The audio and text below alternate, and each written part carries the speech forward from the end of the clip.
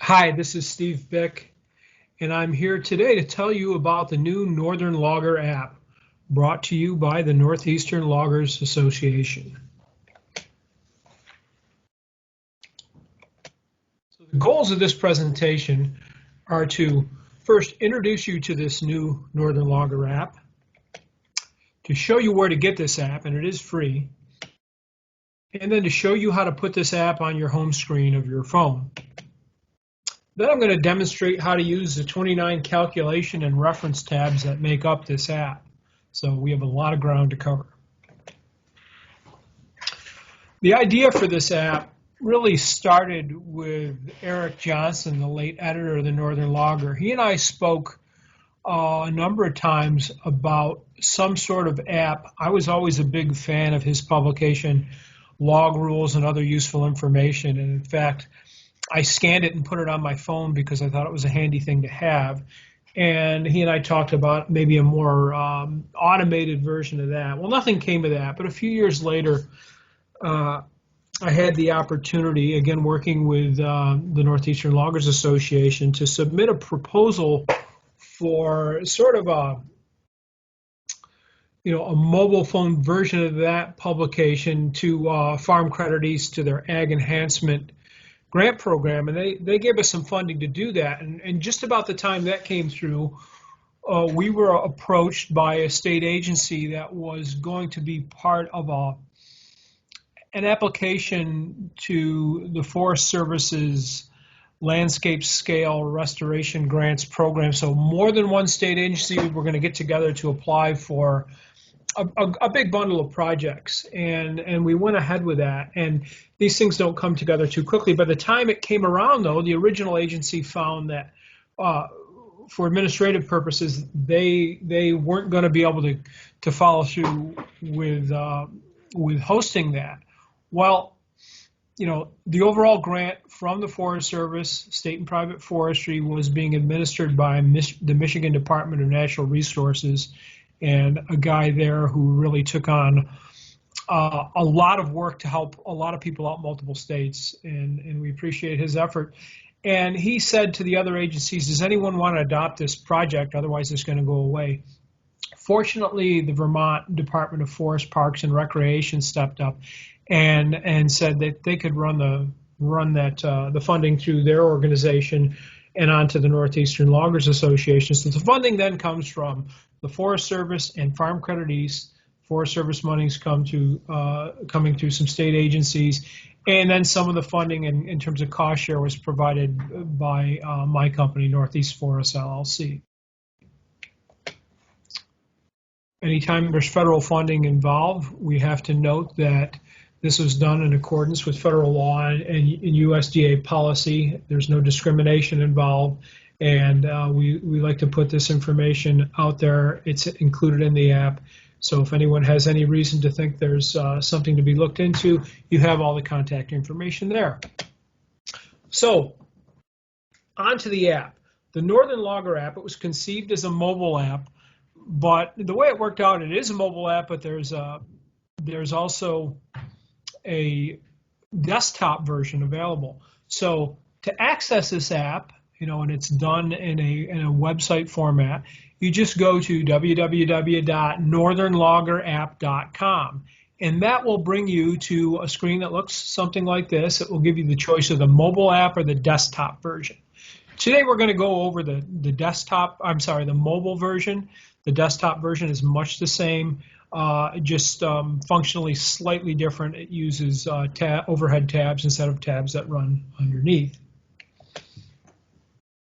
So once you go to the northernloggerapp.com website, you get a choice of the mobile or the desktop version. And then if you want to add it, if you're on your phone and you want to add it to your home screen so it will look and perform like any other app, you can do it from the browser. So on an iPhone, you will use the share button, and that'll pop up a screen that looks like the one on the left. And one of the choices you get as you scroll down is to add to home screen. So if you do that, it will put an icon on your home screen just like any other app. Similarly, on an Android phone, I think it's the Chrome browser, you're going to have a number of choices in the controls, and add to home screen is one of those. So if you do that, it'll put it on there. Even though this is a mobile website, it will work even without a signal. If home screen, I'm going to do my demonstration today here with my phone on airplane mode, but it'll work anyway. And I'm just trying to avoid getting a phone call or maybe an embarrassing text in the middle of my demo. So what is the Northern Logger app? We did a lot of testing, and I appreciate everyone who gave me feedback. And someone said, this is great, but you can't tell from the home screen what it is. So we added one line there that says calculator, converter, and more. This app has a number of forest and wood-based calculators, some conversion factors, and a lot of references and other links. So there's 30. I think I mentioned once there was 29 tabs. I counted again, and there's 30 of them. So what sort of things will it do? Well, you can make calculations for roundwood, for timber and woody biomass, for lumber, for tree growth, basal area, for spacing in plantations. There's some financial calculations, and we'll go over those. There are some guidelines for AMPs or BMPs, depending on what state you're in, a couple measurements of equipment productivity, and there's a variety of links to useful organizations and public agencies. So now it's time to demo this app, and I'm going to go through each one of the tabs that's there. Bear with me as I switch over and mirror my phone screen to do this. All right, now you can see my phone screen, and I'm going to go through each of the tabs here. So when you first go to www.northernloggerapp.com, you're going to get the choice of the mobile or desktop version. If you choose the mobile version, this is what's going to come up on your screen and in your browser. If you scroll down, you'll start to see a collection of tabs with topic names on each one, and it goes down for quite a ways there to the bottom. So we're going to start at the top and work our way down. We don't really need to look at the About section, but I want to first look at the NELA info. That's information about the Northeastern Loggers Association. And in this tab, you could go to the magazine's website and read the latest articles that they've posted. You could join NELA. You could visit their store, and I hear there's some great books available there. And you can also contact NELA. You can send them a message. You can give them a call, follow them. You can follow them on Instagram or Facebook or any of those things. So that's great, but let's now turn to some of the functional things that you can do right within the app. So we'll start here with the log volume tab. This is just an automated reference that allows you to look up log volumes in any one of 4 different log rules. And at the request of some of the reviewers, we've gone with diameters down to 5 inches and odd random lengths for the logs from 8 to 16 feet. So if I were to click on where I choose the log length, you'll see the spinner come up at the bottom, and I can scroll through and pick a length. I'm going to pick 12 feet. And then I get to choose the log diameter. Again, anytime there's a drop-down list or what looks like a drop-down list, you'll actually get the spinner at the bottom that'll allow you to choose the diameter. You can go all the way up to 30 inches. I was going to go to 40 because everyone I talk to tells me how they cut 40-inch wood, but I still haven't seen any of that yet, so I'm going to stick with 30. So if we were to go to something more reasonable, say 17 inches and put it in there, a 12-foot log that's 17 inches in diameter will have 127 board feet in Doyle log rule, 143 feet Scribner, 150 feet International, and 145 feet in the very popular Vermont log rule. So scrolling down to our next tab, log rule prices. This allows you in the sheet to compare log rules and values. If you want to compare between prices in different rules, this is your way to do it. So again, you can choose a log length. I'm going to go to 10 feet, and a diameter, let's say 16 inches. And if I choose my first log rule, let's say I want to go with the Scribner rule here, and I've got a price of, let's say, $700 per thousand there. A log that's 10 feet long and 16 inches in diameter worth $700 a thousand is going to be worth $73. So if I go to a second rule, if I want to compare that to an international price, say the international price is slightly less, we'll say 650, and we wonder how close it is in actual value, we can put that in there. We'll find that that same log, if we were to scale it, international price at 650 is worth $72. So in this case, they're pretty close together. Well, that brings up this point of the next tab, log rule conversions. How do we convert between log rules? One of the things that if you work with us any amount of time, you know that there's not a universal set of converters. The differences just aren't linear. So it's one thing to say, hey, Scribner's 15% more than Doyle. Well, some of the time it is, and some of the time it's more like 100% more, depending on the size. So this allows you to pick two log rules. We've got Doyle in there. Let's stick with that, and let's go to Scribner in terms of comparison. And you can select a range of diameters, 8 to 10, 8 to 13, 10 to 13, so on. I'm going to go with 14 to 16 here and choose that. And then if I enter a total volume of logs, say I've got a truckload, and in Doyle rule there are, let's say, 5,900 feet or 5.9 MBF, and I put that in there, I'd see the equivalent volume in Scribner is 6.785 MBF or 6,785 board feet. So again, those differences aren't linear. This converter will help you make more accurate comparisons. Okay, moving along, next is the lumber tally. And this just allows you to put in the number of boards of various sizes and find out how many board feet. The one thing you have to do from the beginning is to choose the lumber thickness, and the choices are everything from 2/4 all the way up to 16/4. So we'll go with the popular 4/4, and then we just have to put the number of boards of each width and length. So if I had 10 boards that were 8 inches wide and 8 feet long, I put that in there, I'd find that's 53 board feet. And I could add, I could load that tally right up and get a total. So I think that will be convenient. Now let's turn to cord weight. Cord weight allows you, and all I did was take a table here and build it in, a reference table, and then allows you to put some number of cords and find out how many tons are there. So if you go to the species, there are a number of them here, everything from white ash all the way down to black walnut, and those two are going to be quite a bit different. Let's go to something like yellow birch, my favorite. Yellow birch, if I have, there are 2.55 tons per cord, so if I know I have 10 cords of yellow birch, I know it's going to weigh 25.5 tons.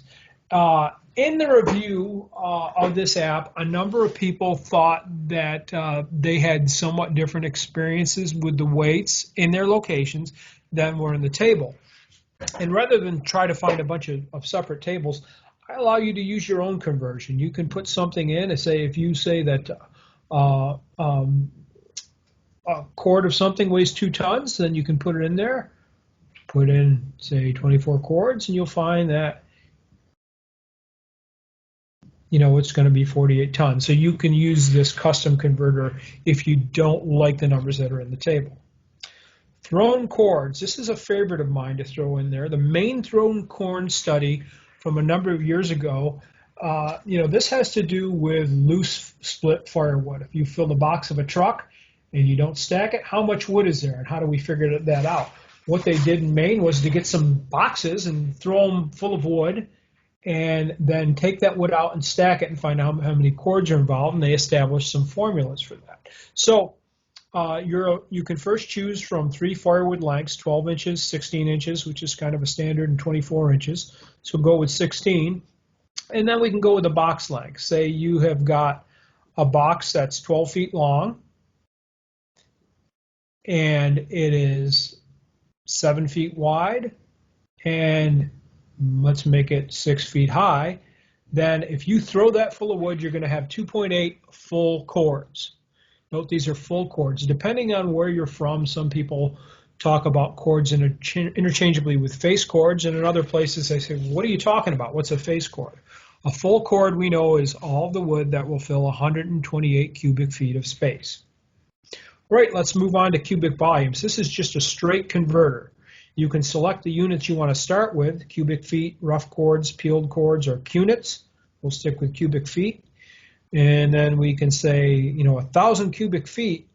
What is that in cords? Rough bark cords with the bark on, 1,000 cubic feet are going to be 11.1 cords, 9.7 peeled cords, a little bit less once you take the bark off. And I don't think there are too many people peeling the bark off anymore, but there's still a few people around who peel by hand. And then there's cunits. So 1,000 cubic feet is 10 cunits, being 100 cubic feet. All right, let's move on to timber volumes.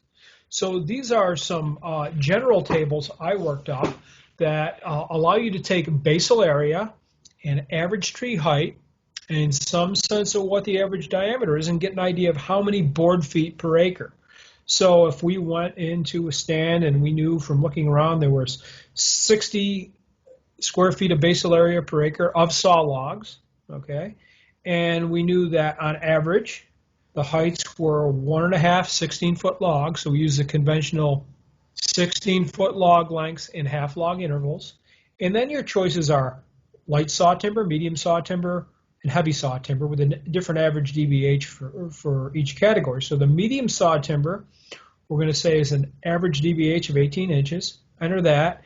And based on these numbers, we have 4.5 MBF per acre Doyle rule of saw timber, 5.6 Scribner, and 6.2 and change in international. So this can be a handy way of getting a quick estimate of timber volume. So that one came from my northern tree, timber, and woody biomass volume tables. Some of the other things that we're going to see coming up came from different sources, and I tried to note them in each case. All right, timber tons per acre. Again, we're looking at basal area per acre in square feet. So I'm going to say 50 square feet of basal area, total tree height of 65 feet on average. Okay. And then I break it down further into truckloads, and you've just got to specify the truckload size. So we'll say 30 tons here. All right.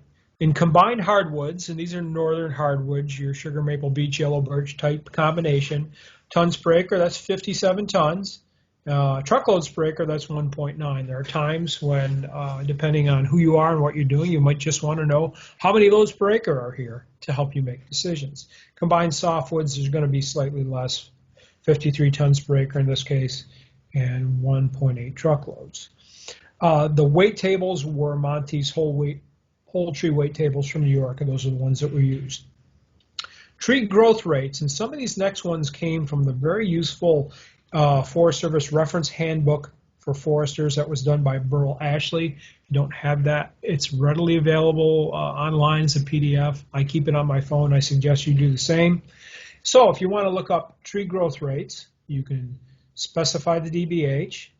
We'll say 18 inches, and growth rates rings per inch. How do we get that information? Well, if you cut it, you can count the rings per inch, or you can bore it and find that out. Let's say there are 8 rings per inch, okay? We know the annual growth rate then is 2.9%. What happens if there were more rings per inch? Is that rate going to go up or down? Well, it should go down. More rings per inch means that it grew more slowly. And that growth rate is going to be 2.3%. All right, basal area stems per acre. If we can have basal area, and as a reminder, basal area, in case you don't know, is the surface area of a tree stem in cross-section 4.5 feet above the ground. Basal area is very easy to measure, and that's why we like to use it as a reference. So if we know that the basal area per acre is, say, 80, in a stand, and the average tree DBH there is 10, there are going to be 147 stems per acre. Moving on now, plantation trees. If you're wondering how many trees would be needed to plant an area, first you've got to specify the number of acres, and I think this lets you pick everywhere from 1 up to, I'm spinning along here, 100. 100 would be a fairly big plantation in the Northeast right now.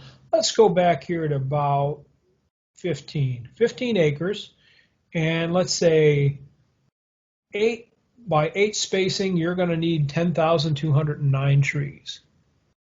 And you might want to add a few more for mortality or losses in the planting process. Seedling spacing, if you know how many trees you have and how many acres you have, let's go to 10 acres.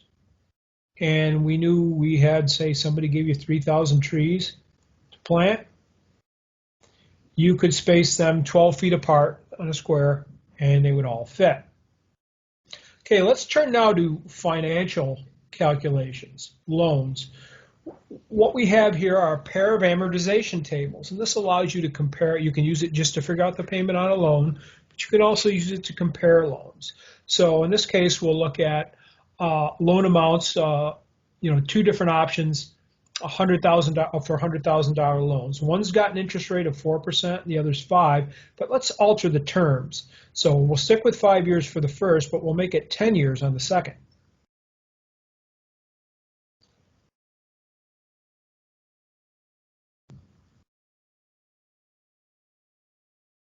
The payments will be different, of course. A monthly payment on a 5-year loan for this amount is $1,842. And you know what? Just to keep things simple, I'm going to change this interest rate back. They're both at 4%. Okay, they're both at 4%, but one payment is much higher, $1,842, compared to the 10-year loan where it's $1,012. But here's the real rub, the cumulative interest. This adds it all up. So on the first loan, you take the entire term to pay it off. You're going to pay out $10,499 in interest. On the second loan, though, you're going to pay $21,494. So in general, if you can get the shorter term, you're going to save money. This would tell you how much. All right, I want to turn now to one that I wanted to feature prominently here, and I did pick some example numbers that might ring a little bit true for some of the people looking at this. This is a retirement savings calculator. So if you can look at your current age, say you're a younger person of about 30 and you're just starting to think, hey, I need to save for retirement. We'll start at age 30. Let's assume you're going to retire at age 65, and currently, you just started or you had a job, you saved some money. Let's say you put in $10,000 at this point.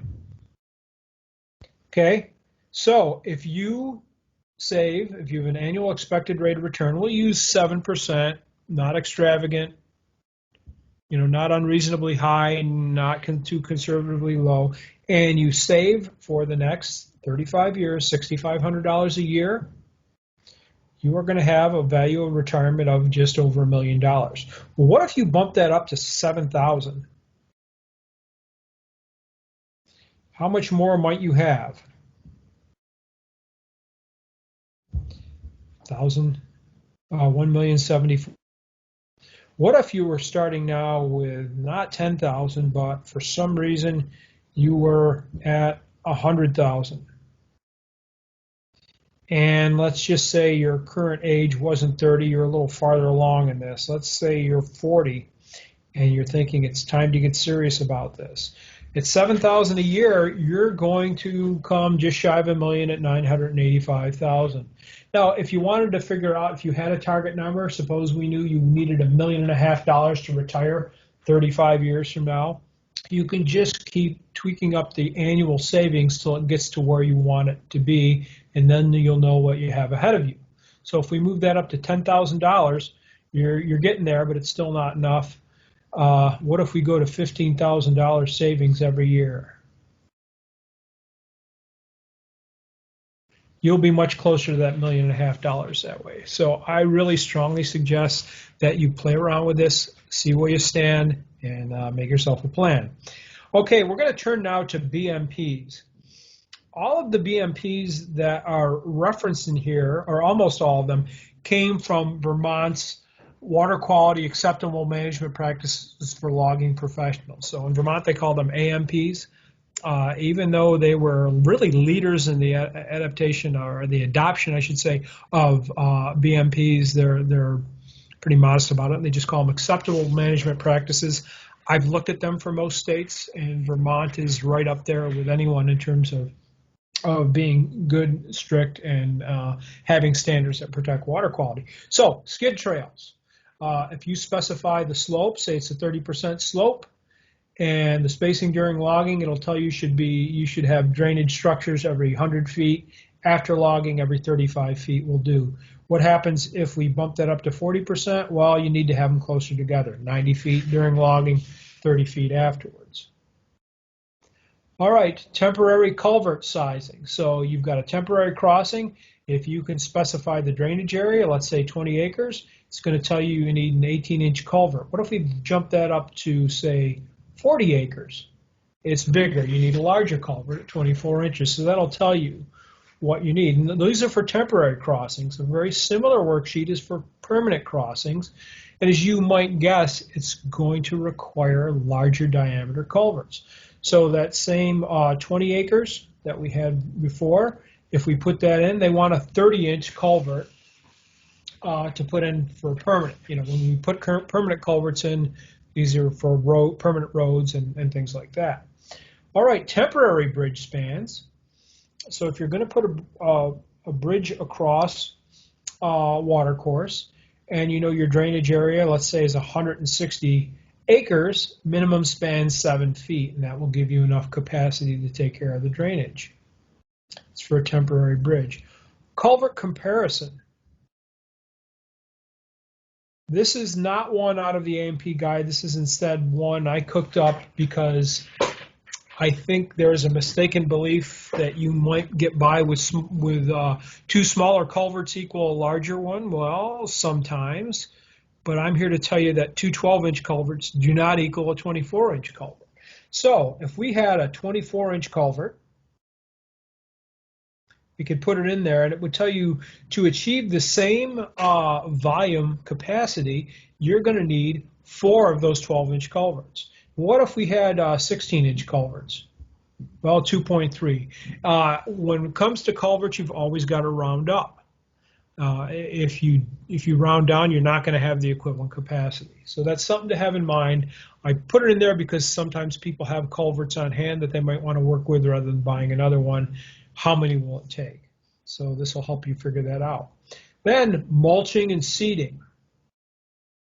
Right, mulching and seeding. Well, if you want to select your seeding option and you've got some choices, this is a case where it sometimes makes sense to turn to the side because then you can see it. Say we wanted to use hay or straw with soil conservation mix, and then we said, how big is the area we're dealing with? And it was, let's say it's 25,000 square feet, you know, over a half an acre. You'd need 34 bales of hay and 5 pounds of seed. Similarly, we have some more of these. Gravel. How much gravel would you need for roads and fill? So if you're going to build a road that was 12 feet wide, roads in general are wider than we think, and you needed to put in, say, 1,000 feet of it, and you needed, based on what was there, a depth of, say, 14 inches, it's going to require 519 cubic yards. Depending on how much you can get on your truck, let's say your truck will hold 10 cubic yards, you're going to need 52 loads to amount to that. And then, you know, one of the suggestions that came up was to tell people how many tons were involved, because often enough they're purchasing their material by the ton. There are no universal conversions because the parent material is different depending on where you are, and again depending on the moisture content sometimes. So if you know how many cubic yards per ton, let's say it's 1.5, or how many tons per cubic yard, 1.5, then you're going to have 778 tons. It'll make that conversion for you. All right, moving along here. There are couple of measures or calculators in here for productivity. One is for a forwarder. Productivity in terms of the number of truckloads per machine hours that you can handle. So I like to put everything in terms of truckloads because loggers seem to think in those terms. How many loads did you get out this week? So if we picked a truckload size, I like 30 is a pretty common size. And we know how many tons you can get on the forwarder. Suppose we can get on 16 tons. And the cycle time being the elapsed time from when the forwarder leaves the landing to when it gets back and unloads. If we know that it's, say, 120 minutes or 2 hours, then you're going to get just over a quarter load per hour. So that's the productivity measurement. Productivity is the ratio of output to effort, the effort in this case being expressed in machine hours. The inverse of that is the cost in time. It's not a dollar cost, but how much time did it cost?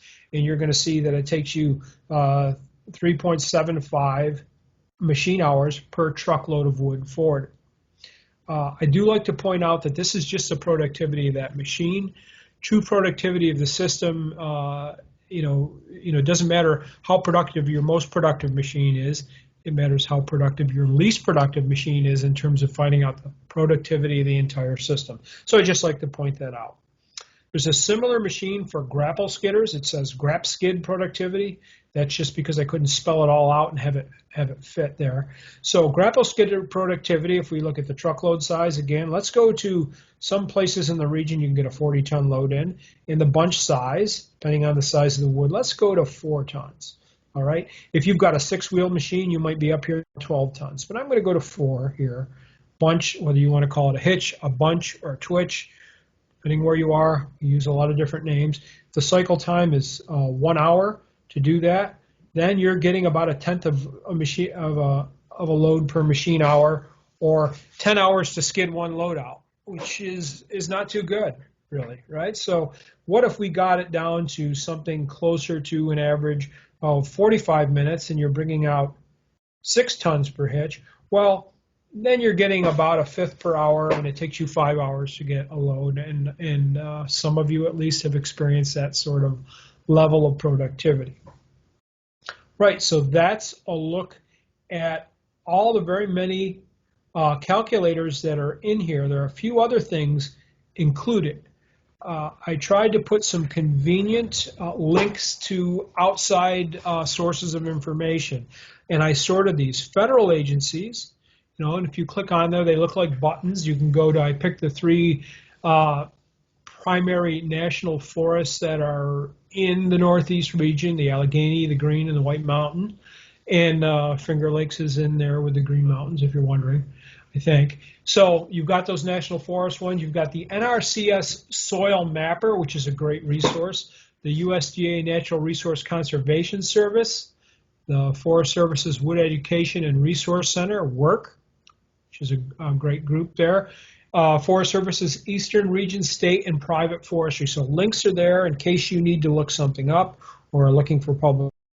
In terms of state agencies, I tried not to get too carried away here. I stuck, and this is just alphabetical, for the 8 northeastern states, depending on how you want to define the region, whatever their forestry department was. So Connecticut, under their Department of Environmental Protection, has a forestry division, the Maine Forest Service, Massachusetts, and on down the line. So links to get you not to the more general agency, but to the one that deals with forests and forest land.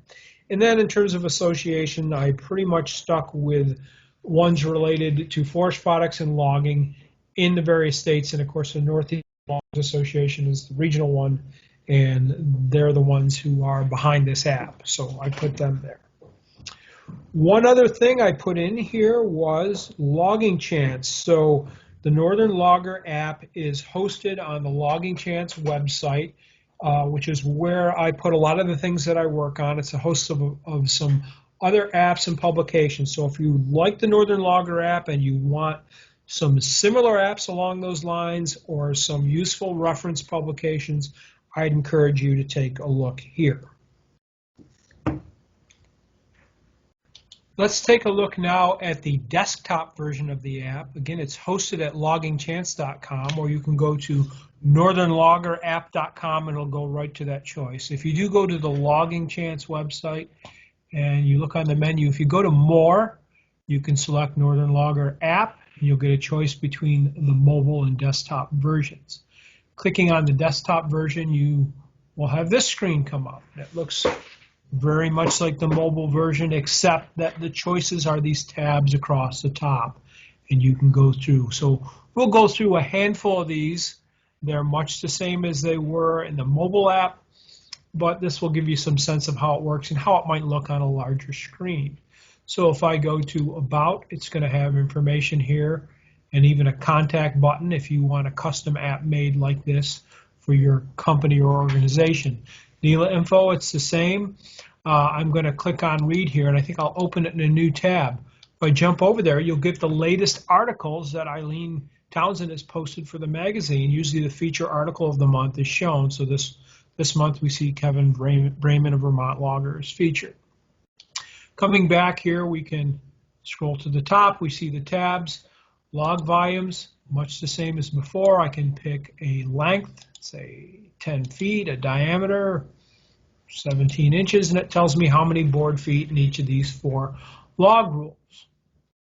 If I go to lumber tally, I did a quick demo of that on the mobile version. The desktop version lends itself maybe to a little bit easier use of this one in particular.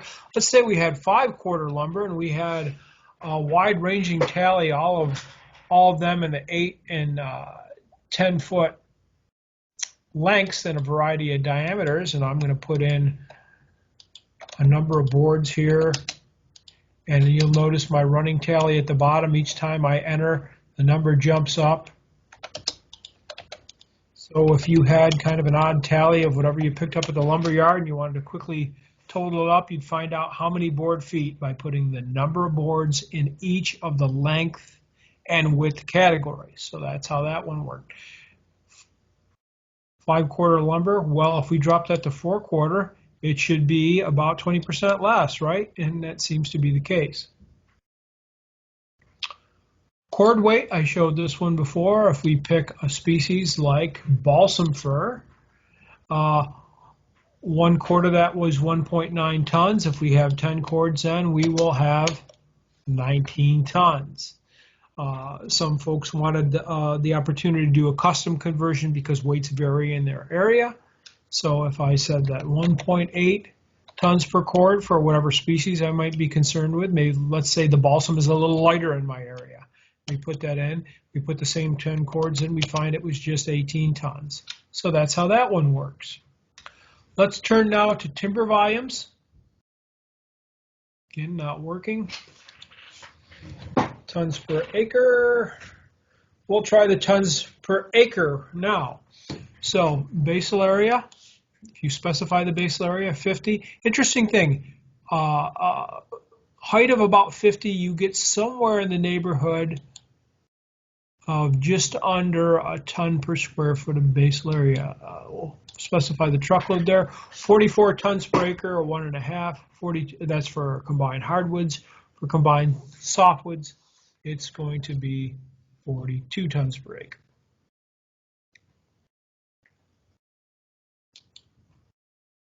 Let's look now at tree growth rates. If the tree was 19 inches and there were just 7 rings per inch, that's a pretty healthy growth rate of 3.1%. So that's how you do that. You can count the rings on cut wood, or you can bore the tree to get the answer.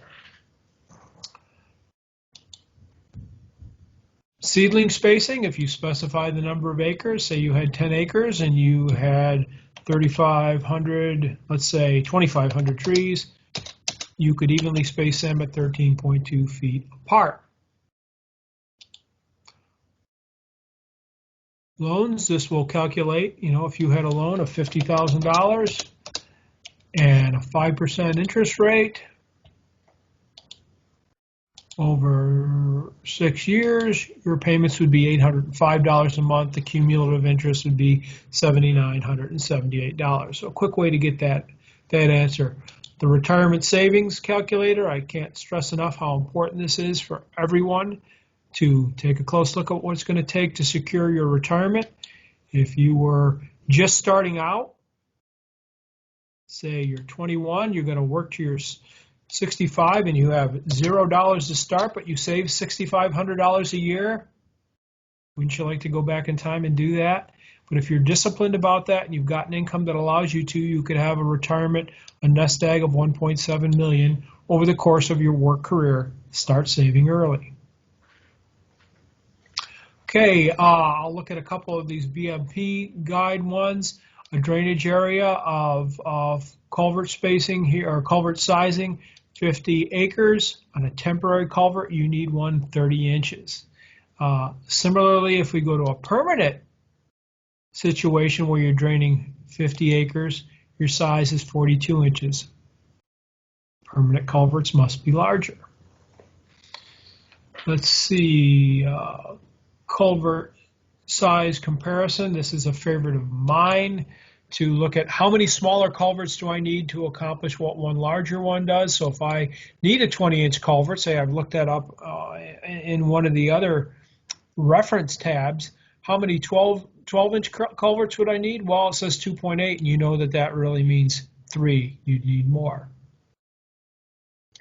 Gravel and roads, this does some calculations for you to figure out how many cubic yards of gravel. We did a road before. Let's say you had to do a pad for a landing and it was going to be 30 feet wide and 50 feet, let's say 60 feet wide and 12 inches, you need 67 cubic yards. And if you get 12 yards per load, you're going to need 6 loads to create a pad, maybe to use for your landing. A lot of times we don't need that much, do we? We need a few loads here and there. And those are situations where you're only trying to add, say, 4 inches. Well, that would be, I'm sorry, I put the load size as 4, but the load size we'll put at 12, and we'll put our depth at 4. 2 loads, that would do the trick, and sometimes that's all it takes. Forwarder productivity and grapple skidder productivity are very similar in the way they're calculated. Let me just look at this again. We used a 30-ton example before. Let's go to 40 tons. A forwarder size that can carry, say, 20 tons per turn. Cycle time of, let's make it 1 hour. Then it's going to take you a half an hour to move one load. That's great when you're in that situation. But if we bump that to 90 minutes, we'd find that it's going to take you, it's going to take you 3 hours to come up with a load, or you're moving 1/3 of a ton per hour. Grapple skidder works in a similar fashion. Again, I want to look at these links to federal agencies, Allegheny National Forest, Green Mountain National Forest, and all the other ones. The NRCS Soil Mapper is a good one to know about, and this is one I'd really recommend that you look at on a desktop. I'm going to open it in a new tab here and make sure that link is working. And this is a great one to know about. It won't work too well on your phone, but will work pretty well there. If you want to zoom in on an area, you can just make a square like I've done, and it will come in closer. And then suppose you wanted to get closer still, and you were working, let's say you're in Northfield, Vermont. And you get closer, and really you're on this woodlot here. This is your area of interest. I'm going to zoom over to there, and I've clicked it, and I double click it. It will solidify that. And then I can go to a soil map and find out what's there. And I can find things out. Can find that this one, I'll pick the one with the biggest representation, so 40% of this is the Tunbridge Lyman complex. And it will tell me more about that and more about detail and what's there, and it's a fine sandy loam. Good information to know about. Okay, I'm not going to go too much further down this rabbit hole, but know that that is a link that you can find in the Northern Logger app, best used on a desktop. Okay, in terms of state agencies, we have a number of them here, but let's pick a favorite of mine, the Vermont Forest Parks and Recreation link. I'm going to open that in a new tab. These folks were good enough to be very supportive of development of the Northern Logger app, so you've got good contact information here for all their regional offices, and that's a good starting point to look at whatever you might need from that agency or any of the other state agencies. So those are there. And then there are various associations. It's not a comprehensive list. I just tried to pick the more mainstream ones from each of the 8 states and then the Northeastern Loggers Association. So those are all there. So again, the desktop version is a choice you get when you go to northernloggerapp.com. It works just like the other one, but you will have tabs on top that you can go to access various calculators, converters, and reference points. So that's been a look at the desktop version of the app. And now I'm going to turn to a summary of everything we've talked about so far to wrap things up.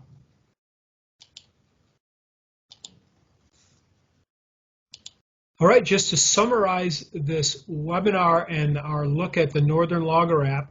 The Northern Logger app is free and easy to use. It is a mobile website. It's a mobile deployed app, if you want to call it that, and you can get to it. The beauty of doing an app in this format is that it can be updated in the background, and you don't really have to reinstall it or anything. Anytime you go to the web address, you're going to get the latest version of the app. Okay, to get the app, you just go to www.northernloggerapp.com. And again, that will give you the choice between the mobile and desktop sites. We've had a look at each. I suspect the mobile version is what's going to be handiest for most of you. There's a wide variety of calculations and references for wood products, forests, and more.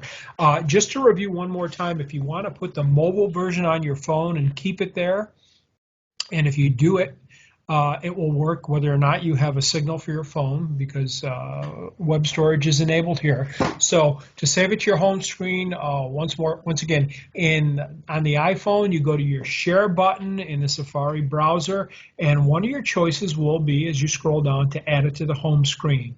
So you press on that, and then it's going to put a little icon on your home screen somewhere. You'll have to find it. And anytime you want to use the app, you can just go to that. And much the same way in an Android, I think you're using the Chrome browser there. If you go to your settings or your other controls in the browser, you will find this add to home screen option, and then you can use that to put it there, and it will work just like any other app. When you go to it, it will open in your browser. All right, I appreciate, once again, I'm Steve Vick. I appreciate that you've stuck with this webinar this far and learned about the Northern Logger app. I had a lot of fun putting the app together. I appreciated all the feedback I got from people. We advertised it in the Northern Logger magazine for a couple of months, and some people took the time to really try it out, use it, give good constructive comments, and really a lot of encouragement. I appreciate that. If you like the Northern Logger app and things like it, check out loggingchance.com, my site, where I put other free apps and useful resources. Thanks for watching, and I hope you have a good day.